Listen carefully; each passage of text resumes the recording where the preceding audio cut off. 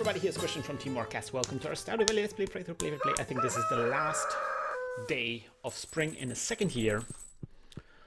We are getting way up there with our monetary gains. It's gonna be clear and sunny day tomorrow. Fortune teller selling us. The spirits are somewhat annoyed. The Queen of Sauce saying, "Lucky lunch." An old legend has it that the meal is irresistible to spirits of luck and fortune. After consuming it, you will likely to attract a good spirit into your belly, where it will bless you with good fortune until the meal is digested. Sounds weird, huh? I can't say I believe it, but the meal is delicious. Nonetheless, you learned how to cook. Okay. So, how do I cook it?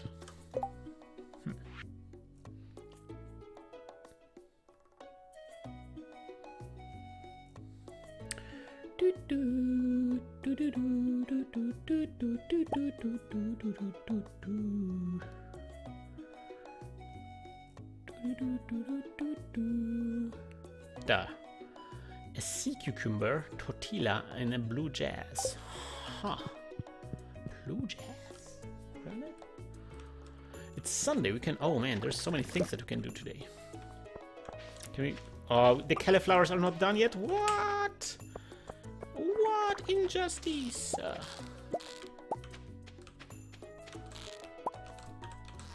What a sham.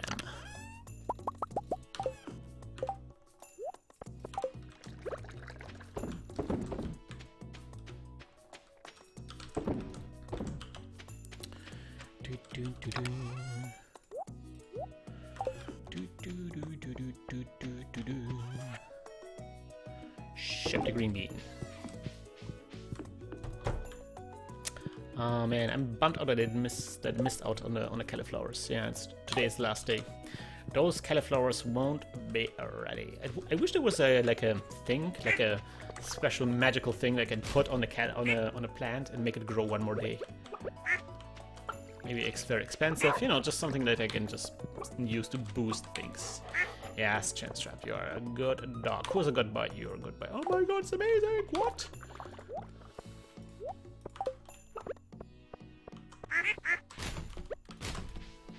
Okay. Grabbing the mayonnaise, saying hello to all the chickies. All the chickies in the world, yeah. Chickies are destroying the grass. Ooh, what? A new chick has hatched. It looks odd. So who wants to be the void chicken? Was Maverick Entity already named after something? Maverick, do you want to be a chicken?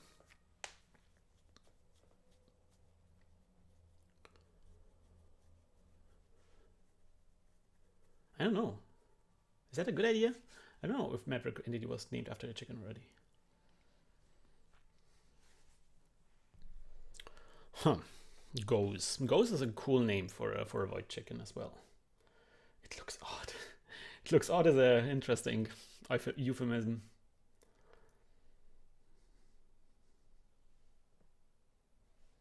Well, I'm gonna call it Mother. Oh, okay. So Beat expert. Beat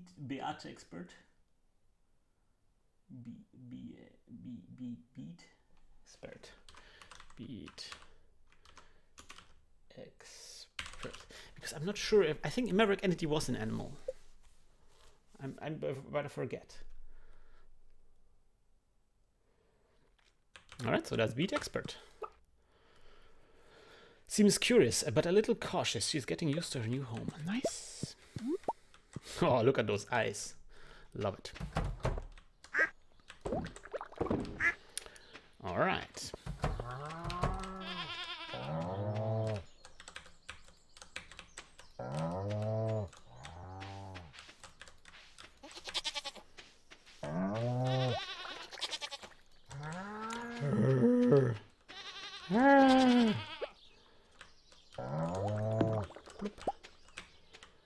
I think this is not a legal tree. A legal tree.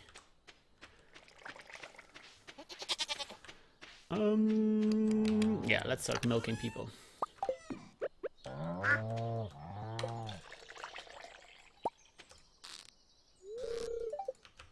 Okay.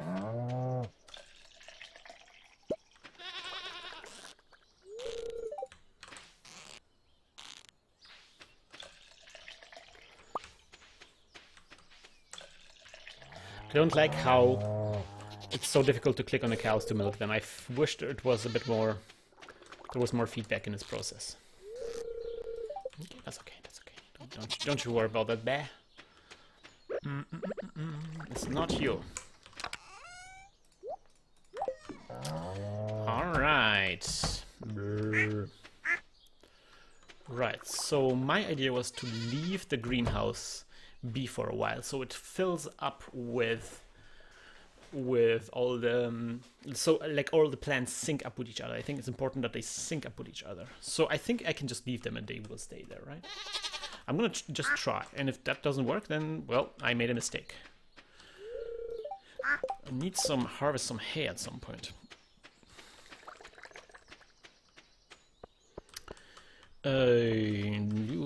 Okay, so I wanted to get me some of that zinc, just get everything that we can, and of course irons.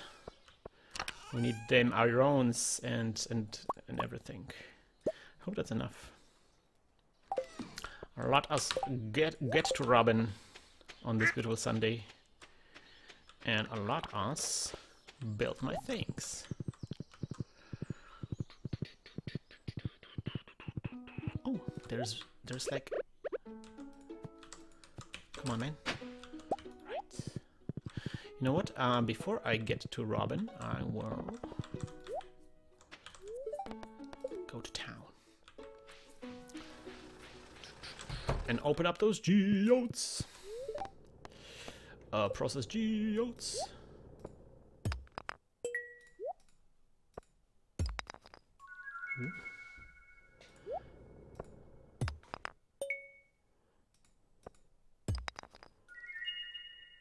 Oh, so what do we have? Oh, there's new stuff for Gunter. That's nice.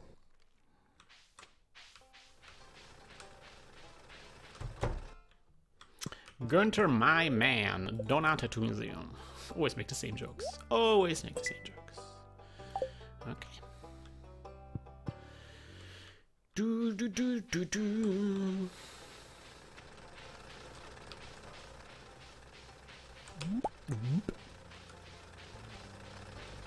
I like that there's this flap there. Vibrating is just so good. Such a nice detail. Woo, I'm odd. Yeah, beat expert. Yeah, Maverick might have been a goat. That's true. I think Maverick was a goat. I'm gonna check it out. Or it was a different stream from somebody else. That's also true.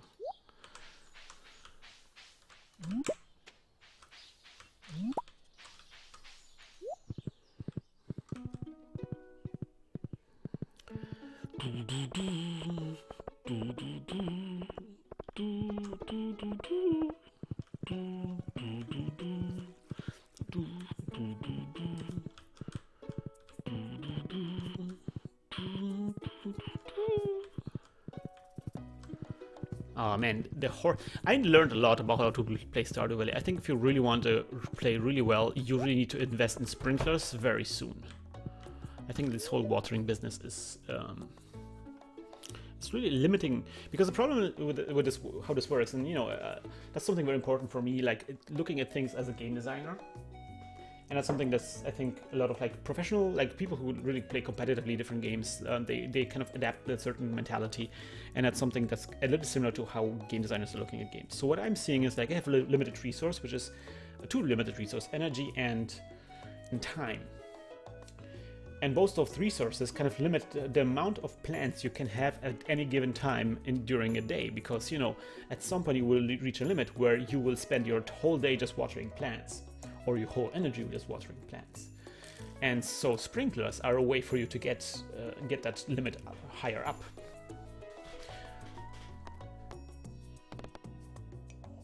That's what I'm thinking. So I could actually upgrade my entire house, which is pretty crazy. Do I have the hardwood for it? Oh, I don't have the hardwood. I cannot actually do it. So let me construct the farm buildings. So I could go for deluxe barn or deluxe coop. I think I will go for the coop.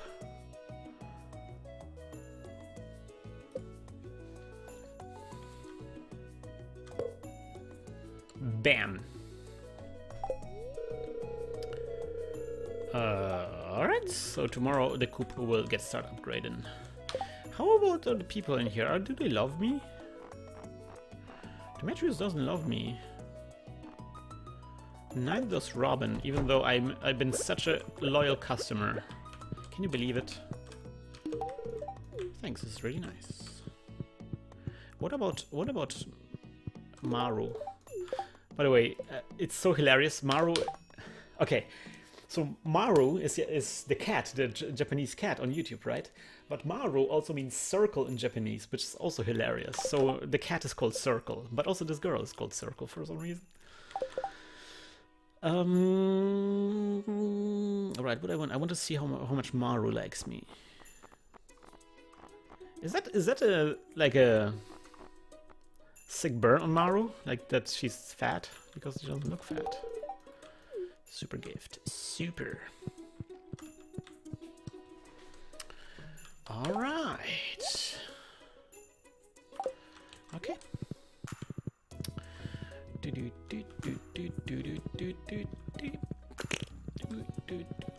Okay, we want to have the second upgrade as soon as possible, so it's not over yet. We have to get some more wood as well. Oh, there's a thing. Yeah, we know. We know. Oh. Iron bar. Sam. I do everything for Sam. Even though I'm running low on iron, I will give you the bar, Sam. Oh, he's here. How nice. Hey, thanks a million, Kristen. I should have known you'd be the one to take this job. Of course I am. Sometimes I wonder if my mother is actually happy with her life. Wow, that's asked her once and got the feeling that she was hiding some inner pain. Ooh.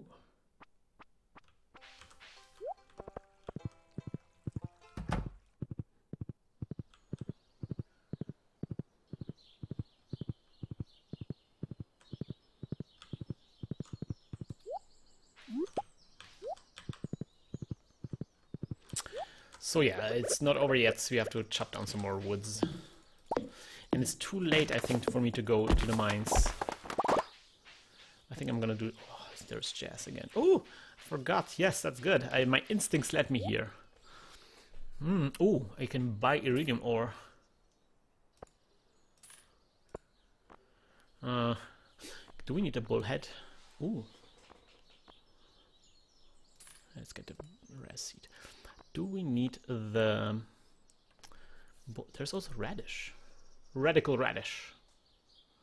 I'm gonna grab me the radish. Do we need a bullhead for something? Fish tank. Nope. Nope. Nope. Don't need a bullhead. Probably should have bought this. Shouldn't have bought this iridium. I don't need it actually. I think I will get some iridium from that desert thing.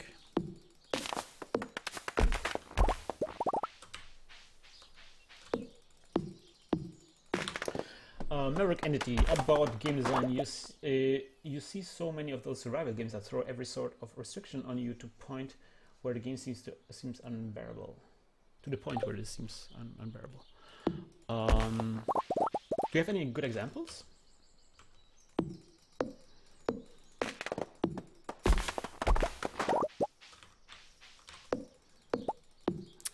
Oh, look, there's my girl taking a walkie.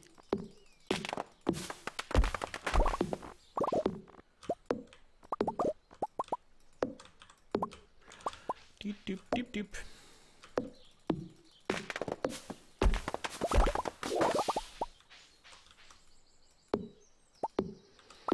Doop doop doop.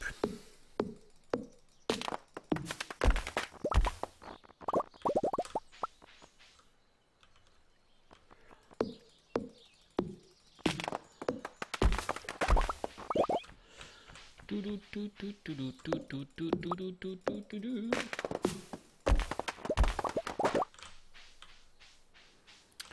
When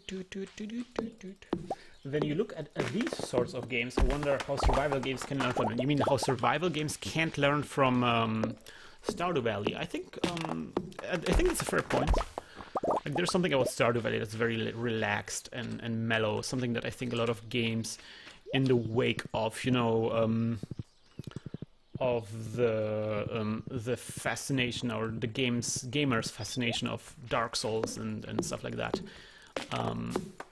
like really hard games became very popular all of a sudden.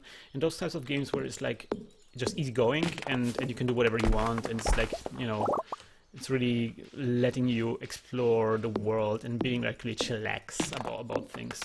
Those types of games have become kind of like, even to the point where those games are often being looked down upon. Like you see the creation of terms like walking simulator, and that seems like this derogative statement, right? And to some extent, like, Stardew Valley is also just a more involved walking simulator, right? You're just walking around, chopping some trees maybe, but you don't really have to eat food. You can starve, you can die in this game. There's nothing really at stake if you think about it. It's really just you having time, good time in Stardew Valley. Yeah, I think there's like just generally different strategies, or let's say different challenges or experiences that you can go for when you're designing a game. One is where you go like, okay, we are here to have fun, and we're not gonna kill you at every corner. We just want you to enjoy yourself. And the other is about saying like, oh no, this is just hardcore challenge, and are you the man to man up and get good? I think like those two maybe appeal to slightly different characters. Or at least, I like both of them. So it's like sometimes you need the one, and other times you need another thing. Well, not to beat the dead horse, but the amount of things that you kept you from just exploring No Man's Sky just had me go when... Oh, okay, No Man's Sky was a problem. No Man's Sky is an interesting thing. I agree that it's probably less... It's probably more... It's more restricted than it should have been. But I think No Man's Sky is generally a problem. Like, it was just not a very refined system. And I was worried about this when I saw the trailers and everybody was so hype about this, because it seemed like they hadn't said too much about the system that they want to introduce. Like, what are you actually doing out there? And so they copied this iOS game called Other Worlds, I think. It's called Other Worlds. Which was a roguelike, and roguelikes are well known for being like this very hardcore challenge, and that's just, I think, didn't really gel very well with the free form exploration that it also went for in No Man's Sky. And I think but the funny thing is, like, if you had none of these survival systems in No Man's Sky, then I think like a lot of people would be also very upset with No Man's Sky, saying that it's just a walking simulator in space, right? I think No Man's Sky was generally in a situation where they really couldn't win because the expectations were so incredibly high. Just imagine discovering No Man's Sky as a random game that you see sometimes in an indie bundle or something, and it's like, oh, there's this interesting game I played. It's called No Man's Sky, and it has like a lot of planets in it, and I was kind of amazed. I don't know where it's going. That would have been a completely different experience. Generally, I think a lot of game design is about managing expectations. It's one of my my different theories I have about games, and that's why I think it explains why people like this game,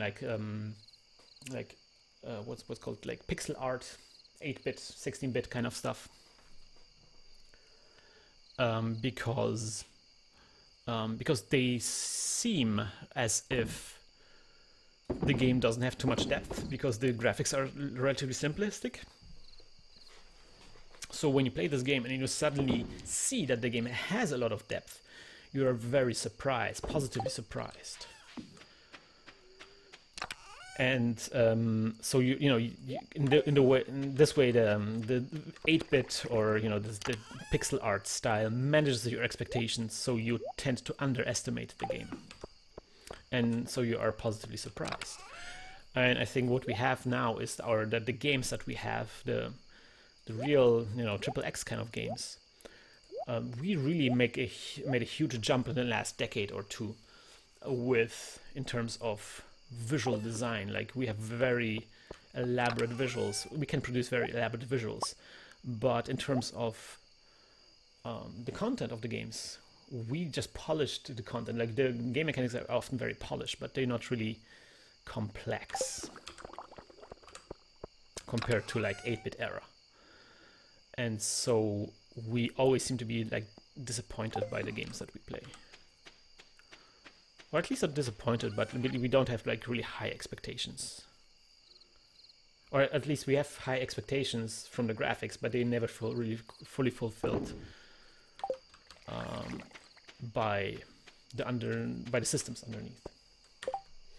Has Hello Games broken their silence yet? I think they're pretty open. From what I've seen, they're pretty active on Twitter. It's just like, what are you going to say to when people are accusing you of you being a liar and everything? It's like, are you going to even argue against those people? Like, again, that's something that we talked about in a previous episode. It's how to engage your audience. Sometimes it can be really difficult because, like, if you start, no matter what Hello Games will say, people will always still feel like they have been cheated or something. They cannot, like, there's nothing that Hello Games can say that will convince people otherwise.